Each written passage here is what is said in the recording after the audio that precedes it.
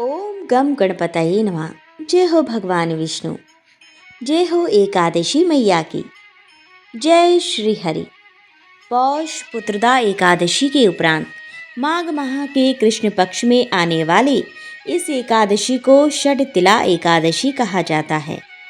तिल स्नान, तिल का ओटन, तिल का हवन, तिल का तर्पण, तिल का भोजन और तिलों का दान, तिल के ये 6 प्रयोग इस व्रत में अवश्य करें।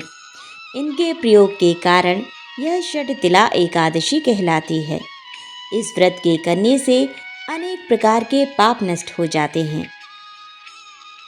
षड तिला एकादशी का महत्व। एक समय दालाभ्य ऋषि ने पुलस्त्य ऋषि से पूछा कि हे महाराज, पृथ्वी लोक में मनुष्य ब्रह्म हत्या आदि महान पाप करते हैं। पराये धन की चोरी तथा दूसरे की उन्नति देखकर ईर्ष्या करते हैं। साथ ही अनेक प्रकार के व्यसनों में फंसे रहते हैं, फिर भी उनको नरक प्राप्त नहीं होता। इसका क्या कारण है? वे न जाने कौन सा दान पुण्य करते हैं जिससे उनके पाप नष्ट हो जाते हैं।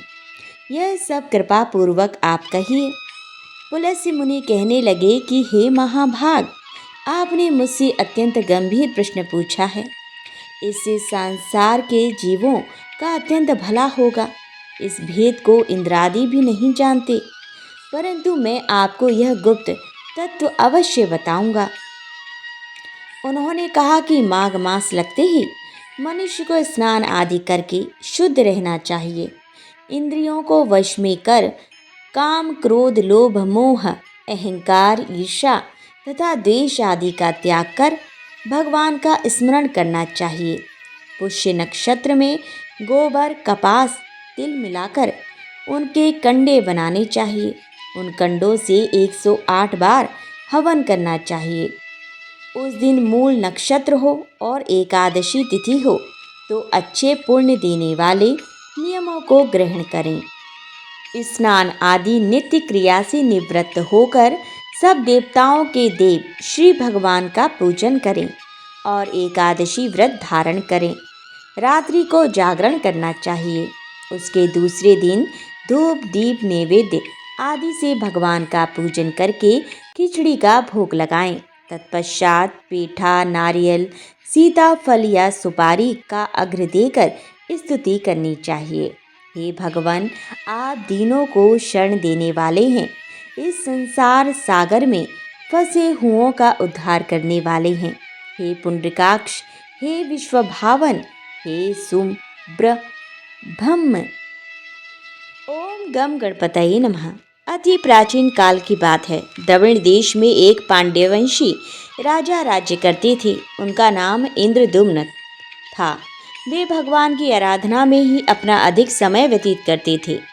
यद्यपि उनके राज्य में सर्वत्र सुख शांति थी, प्रजा प्रत्येक रीति से संतुष्ट थी, तथापि राजा इंद्रद्युम्न अपना समय राज्यकार्य में कम ही दे पाते थे। वे कहते थे कि भगवान विष्णु ही मेरे राज्य की व्यवस्था करते हैं, अतः वे अपने इष्ट परम प्रभु की उपासना में ही दत्तचित्त रहते थे। राजा इंद्रद्युम्न के मन में आराध्य आराधना की लालसा उत्तरोत्तर बढ़ती ही गई। इस कारण वे राज्य को त्याग कर मलय पर्वत पर रहने लगे। उनका वेश तपस्वियों जैसा था। सिर के बाल बढ़कर जटा के रूप में हो गए थे। वे निरंतर परब्रह्म परमात्मा की आराधना में तल्लीन रहते थे। उनके मन और प्राण भी श्री हरि के चरण कमलों में मधुकर बने रहते। इसके अतिरिक्त उन्हें जगत की कोई वस्तु नहीं सुहाती। उन्हें राज्य, कोष, प्रजा तथा पत्नी आदि किसी प्राणी या पदार्थ की स्मृति ही नहीं होती थी। एक बार की बात है, राजा इंद्रद्युम्न प्रतिदिन की भांति स्नान आदि से निवृत्त होकर सर्वसमर्थ प्रभु की उपासना में तल्लीन थे। उन्हें ब्रह्म जगत का तनिक भी ध्यान नहीं था। संयोगवश उसी समय महर्षि अगस्त्य अपने समस्त शिष्यों के साथ वहां पहुंच गए, लेकिन ना पाद, ना अग्र और ना स्वागत। मौनव्रती राजा इंद्रद्युम्न परम प्रभु के ध्यान में निमग्न थे। इससे महर्षि अगस्त्य कुपित हो गए। उन्होंने इंद्रद्युम्न को शाप दे दिया इस राजा ने गुरुजनों से शिक्षा ग्रहण नहीं की है और अभिमान वश परोपकार से निवृत्त होकर मनमानी कर रहा है। ऋषियों का अपमान करने वाला यह राजा हाथी के समान जड़ बुद्धि है, इसीलिए इसे घोर अज्ञानमयी हाथी की योनि प्राप्त हो। महर्षि अगस्त भगवत भक्त इंद्रदुम्न को यह शाप देकर चले गए। राजा इंद्रदुम्न ने इसे श्री भगवान का मंगलमय विधान समझकर प्रभु के चरणों में सिर रख दिया। क्षीर अवधि में 10 सहस्त्र योजन लंबा, चौड़ा और ऊंचा त्रिकुट नामक पर्वत था। वह पर्वत अत्यंत सुंदर एवं श्रेष्ठ था। उस पर्वतराज त्रिकुट की तराई में ऋतुमान नामक भगवान वरुण का क्रीड़ा कानन था। उसके चारों ओर दिव्य वृक्ष सुशोभित थे। वे वृक्ष सदा पुष्पों और फूलों से लदे रहते थे। उसी क्रीड़ा कानन ऋतुमान के समीप पर्वत श्रेष्ठ त्रिकुट के गहन वन में हथनियों के साथ अत्यंत शक्तिशाली और अमित पराक्रमी गजेंद्र रहता था। एक बार की बात है, गजेंद्र अपने साथियों सहित तृषाधिक्य अर्थात प्यास की तीव्रता से व्याकुल हो गया। वह कमल की गंध से सुगंधित वायु को सूंघकर एक चित्त आकर्षक विशाल सरोवर के तट पर जा पहुंचा। गजेंद्र ने उस सरोवर के निर्मल, शीतल और मीठे जल में प्रवेश किया। पहले तो उसने जल पीकर अपनी तृषा बुझाई, फिर जल में स्नान कर अपना श्रम दूर किया। तत्पश्चात उसने जल क्रीड़ा आरंभ कर दी। वह अपनी सूंड में जल भरकर उसकी फुहारों से हथनियों को स्नान कराने लगा। तभी अचानक गजेंद्र ने सूंड उठाकर चीत्कार की। पता नहीं किधर से एक मगर ने आकर उसका पैर पकड़ लिया था। गजेंद्र ने अपना पैर छुड़ाने के लिए पूरी शक्ति लगाई, परंतु उसका वश नहीं चला, पैर नहीं छूटा।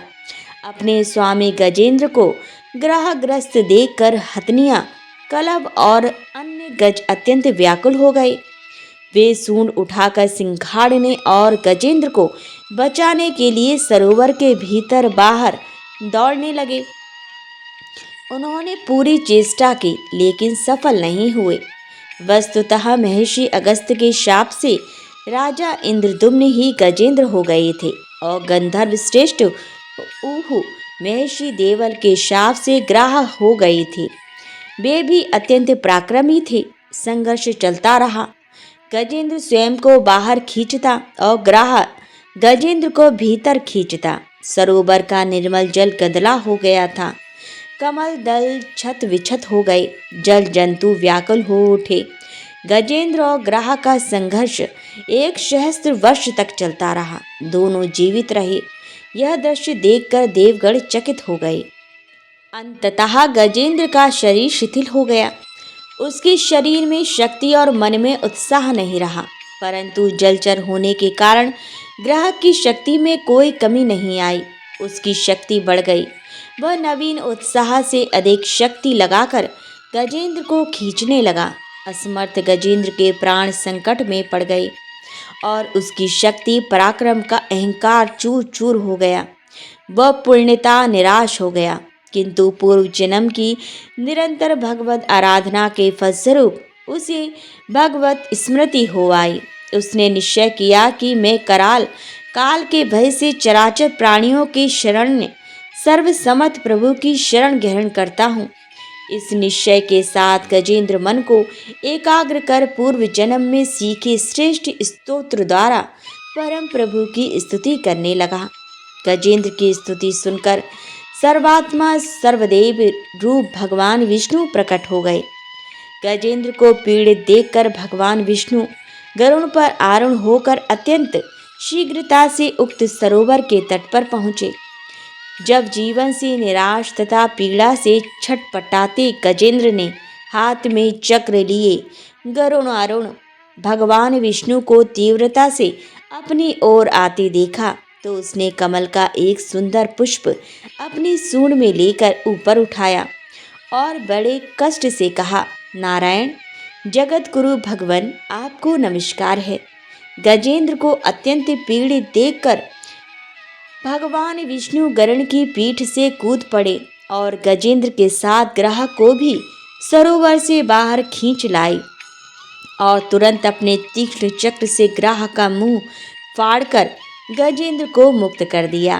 ब्रह्मादि देवगण श्री हरि की प्रशंसा करते हुए उनके ऊपर स्वर्गिक सुमनों की वृष्टि करने लगे। सिद्ध और ऋषि महर्षि पर ब्रह्म भगवान विष्णु का गुणगान करने लगे। ग्राह दिव्य शरीरधारी हो गया। उसने विष्णु के चरणों में सिर रखकर प्रणाम किया और भगवान विष्णु के गुणों की प्रशंसा करने लगा। भगवान विष्णु के मंगलमय वरद हस्त के स्पर्श से पाप मुक्त होकर अभिशप्त उह गंधर्व ने प्रभु की परिक्रमा की और उनके त्रिलोक के वंदित चरण कमलों में प्रणाम कर अपने लोक चला गया। भगवान विष्णु ने गजेंद्र का उद्धार कर उसे अपना पार्षद बना लिया। गंधर्व सिद्ध और देवगण उनकी लीला का गान करने लगे। गजेंद्र की स्तुति से प्रसन्न होकर भगवान विष्णु ने सबके समक्ष कहा, प्यारे गजेंद्र, जो लोग ब्रह्म मुहूर्त में उठकर तुम्हारी की हुई स्तुति से मेरा स्मरण करेंगे, उन्हें मैं मृत्यु के समय निर्मल बुद्धि का दान करूंगा। यह कहकर भगवान विष्णु ने पार्षद रूप में गजेंद्र को साथ लिया और गरुड़ आरूढ़ होकर अपने दिव्य धाम को चले गए। तो बोलिए गजेंद्र महाराज की जय, बोलिए भगवान विष्णु की जय, बोलिए गजेंद्र मोक्ष कथा की जय। एक बार एक गांव में एक बुजुर्ग महिला रहा करती थी। वह बहुत ही पूजा पाठ किया करती थी। वह रोज तुलसी माँ की पूजा करती थी और वह बुजुर्ग महिला रोज तुलसी माँ से कहती थी, हे तुलसी माँ, तुम मुझे बहू दे, पीताम्बर की धोती दे, मीठा मीठा घास दे, बैकुंठ में बास दे, चटक की चाल दे, पटक की मौत दे, चंदन का काठ दे, रानी सा राज दे, दाल भात का भोजन दे, 11 की मौत दे और कृष्ण जी का कंधा दे। वह बुजुर्ग महिला हर कार्तिक महीने में तुलसी माता की रोज पूजा करती और उनके बिडले को रोज सींचती। तुलसी माता बुजुर्ग महिला की बात सुनकर धीरे धीरे सूखने लगी। तभी भगवान श्री कृष्ण ने देखा कि तुलसी माता सूख रही हैं और तभी एक दिन भगवान श्री कृष्ण तुलसी माता जी के पास प्रकट हो गए। भगवान श्री कृष्ण जी ने तुलसी माता से पूछा, तुम क्यों सूख रही हो? सभी महिलाएं तुम्हारी पूजा करती हैं और तुमको सींचती हैं, लेकिन फिर भी तुम सूखती जा रही हो, क्या कारण है इसका? जिसके बाद तुलसी माता ने भगवान श्री कृष्ण जी से कहा कि हे प्रभु, एक बुजुर्ग महिला मेरे पास रोज आती है और रोज एक ही बात बोलती है, हे तुलसी माता, सबकी दाता, मैं तेरा बिडला सींचती हूँ, तुम मुझे बहू दे, पीताम्बर की धोती दे, मीठा मीठा घास दे, बैकुंठ में वास दे, चटक की चाल दे, पटक की मौत दे, चंदन का काठ दे, रानी सा राज दे, दाल भात का भोजन दे, 11 की मौत दे और कृष्ण जी का कंधा दे। मैं उस बुजुर्ग महिला की सारी मनोकामनाएं पूरी कर सकती हूँ, लेकिन उसकी एक मनोकामना पूरी नहीं कर सकती।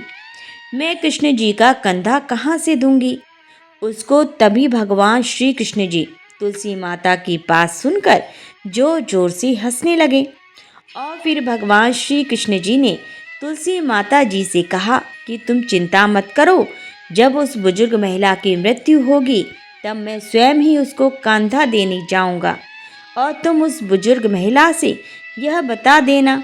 जिसके बाद भगवान श्री कृष्ण जी तुलसी माता को यह बताकर वहां से अदृश्य हो गए। धीरे धीरे उस बुजुर्ग महिला की तबीयत खराब हो गई और एक दिन जब एकादशी का दिन था तो उस दिन उस बुजुर्ग महिला की मृत्यु हो गई।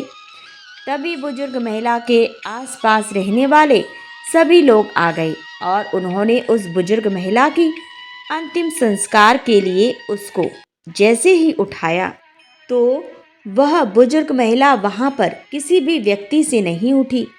तभी वहाँ पर अचानक से एक बच्चा आया और सभी से कहने लगा कि मैं इस बुजुर्ग महिला के कान में कुछ कहूँगा, जिससे यह बुजुर्ग महिला हल्की हो जाएगी और आप सभी लोग इनको आराम से उठा सकेंगे। यह सुनकर सभी लोग बहुत ही आश्चर्यचकित हो गए और कहने लगे, ऐसा कैसे हो सकता है।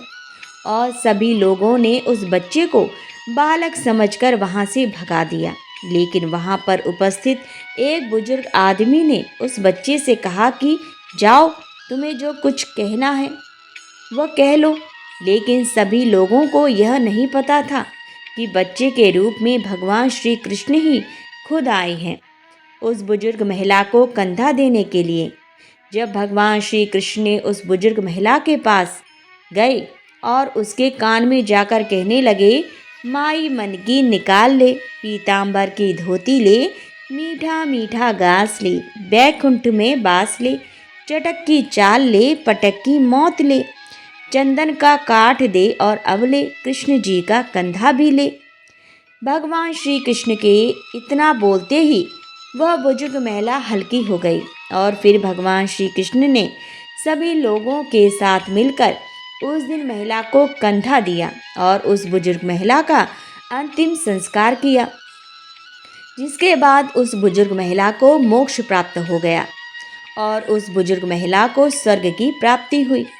हिंदुओं की मान्यता के अनुसार ऐसा माना जाता है कि तुलसी में माता लक्ष्मी जी का वास होता है।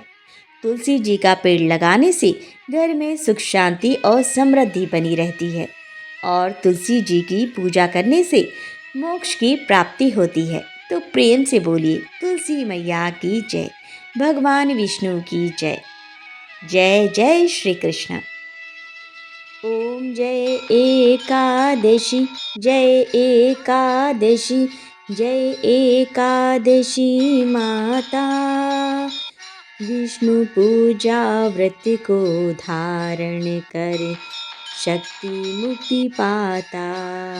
ओम जय एकादशी माता, तेरे नाम गिनाऊं देवी, भक्ति प्रदान करनी मैया, भक्ति प्रदान करनी। गण गौरव की देनी माता, शास्त्रों में वरनी। ओम जय एकादशी माता, मार्गशीर्ष के कृष्ण पक्ष की उत्पन्ना, विश्वतारिणी जननी। शुक्ल पक्ष में हुई मोक्षदा, मुक्तिदाता बन आई। ओम जय एकादशी माता, पौष के कृष्ण पक्ष की सफला नामक है मैया, सफला नामक है। शुक्ल पक्ष में होए पुत्रदा, आनंद अधिक रहे। ओम जय एकादशी माता। नाम षट तिला माघ मास में कृष्ण पक्ष आवे मैया, कृष्ण पक्ष आवे। शुक्ल पक्ष में जया कहावे, विजय सदा पावे। ओम जय एकादशी माता, विजया फाल्गुन कृष्ण पक्ष में शुक्ला आमल की मैया, शुक्ला आमल की। पाप मोचिनी कृष्ण पक्ष में चैत्र महाबल की। ओम जय एकादशी माता, चैत्र शुक्ल में नाम कामदा, धन देने वाली मैया, धन देने वाली। नाम वर्थिनी कृष्ण पक्ष में वैशाख महावाली। ओम जय एकादशी माता, शुक्ल पक्ष में हुए मोहिनी, अपरा ज्येष्ठ कृष्ण पक्षी मैया अपरा ज्येष्ठ कृष्ण पक्षी। नाम निर्जला सब सुख करनी शुक्ल पक्ष रखी। ओम जय एकादशी माता। योगिनी नाम आषाढ़ में जानो कृष्ण पक्ष करनी मैया कृष्ण पक्ष करनी। देव शयनी नाम कहायो शुक्ल पक्ष धरनी। ओम जय एकादशी माता। कामिका श्रावण मास में आवे कृष्ण पक्ष कहिए मैया कृष्ण पक्ष कहिए। श्रावण शुक्ला होए पवित्रा आनंद से रहिए। ओम जय एकादशी माता। अजा भाद्रपद कृष्ण पक्ष की परिवर्तिनी शुक्ला मैया परिवर्तिनी शुक्ला। इंद्र अश्वनी कृष्ण पक्ष में व्रत से भव सागर निकला। ओम जय एकादशी माता। पापांकुशा है शुक्ल पक्ष में आप हरन हारी मैया आप हरन हारी। रमा मास कार्तिक में आवे सुखदायक भारी। ओम जय एकादशी माता। देवोत्थानी शुक्ल पक्ष की दुखनाशक मैया मैया दुखनाशक मैया।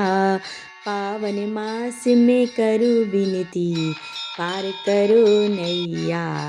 ओम जय एकादशी मैया।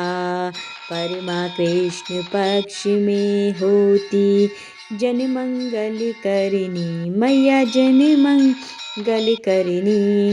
शुक्ल मास में होए पद्मनी दुख दारिद्र्य हरनी।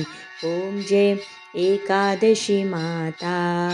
जो कोई आरती एकादशी की भक्ति सहित गावे मैया भक्ति सहित गावे। जन गुरुदिता स्वर्ग का वासा निश्चय वह पावे। ओम जय एकादशी माता मैया जय एकादशी माता। बोलो एकादशी मैया की जय। जय जय तुलसी माता मैया जय तुलसी माता। सब जग की सुखदाता सबकी बरमाता। ओम जय तुलसी माता। सब योगों से ऊपर सब रोगों से ऊपर मैया सब रोगों से ऊपर। रज से रक्ष करके सबकी भव त्राता। मैया जय तुलसी माता। बटपुत्री है श्यामा सूरवल्ली है ग्राम्या मैया सूरवल्ली है ग्राम्या। विष्णु प्रिय जो नर तुमको सेवे सो नर तर जाता। मैया जय तुलसी माता। हरि के शीश विराजत त्रिभुवन से हो वंदित मैया त्रिभुवन से हो वंदित। पतित जनों की तारिणी तुम हो विख्याता। मैया जय तुलसी माता। लेकर जन्म विजन में आई दिव्य भवन में ओ मैया आई दिव्य भवन में। मानव लोक तुम्हीं से सुख संपत्ति पाता। मैया जय तुलसी माता। हरि को तुम अति प्यारी श्याम वर्ण सुकुमारी मैया श्याम वर्ण सुकुमारी। प्रेम अजब है उनका तुमसे कैसा नाता। मैया तुमसे कैसा नाता, हमारी विपत हरो तुम। कृपा करो माता, मैया कृपा करो माता। मैया जय तुलसी माता, मैया जय तुलसी माता। जय जय तुलसी माता, मैया जय तुलसी माता। सब जग की सुखदाता, सबकी बरमाता। मैया जय तुलसी माता, मैया जय तुलसी माता। बोलो तुलसी मैया की जय।